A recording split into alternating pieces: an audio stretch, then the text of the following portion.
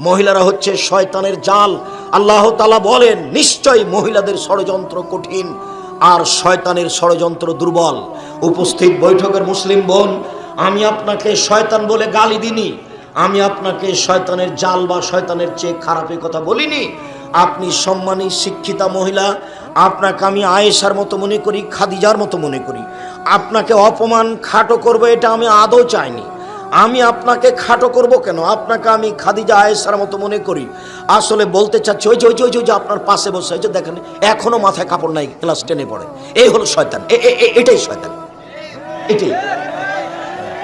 এর বাপ অশিক্ষিত, এর মা অশিক্ষিত, এর বংশ অশিক্ষিত, এর বাপ অশিক্ষিত, এর মা অশিক্ষিত। জন্ম দিতে পারলেই বাপ হওয়া যায় না, ক্ষমতার নাম বাপ। প্রসব করাতে পারলেই মা হওয়া যায় না, ক্ষমতার নাম মা। জন্ম দিতে পারলে বাপ হওয়া যায় না, ক্ষমতার নাম বাপ। প্রসব করাতে পারলেই মা হওয়া যায় না, নীতির নাম মা। এই মেয়ে, তোমার বাপ নেই? তোমার মাথায় কাপড় নেই কেন? তোমার মাথায় কাপড় নেই কেন? কি দেখাতে চেয়েছো তুমি আমাকে? কি বলতে চাও তুমি আমাকে? কি বলতে চাও? তোমার বাপ তো একজন কাপুরুষ মানুষ, কিছু বলতে পারে না। তুমি কি মনে করো আমি তোমাকে ছাড় দিয়ে কথা বলবো? তুমি এটা হিসাব কি পেয়েছো?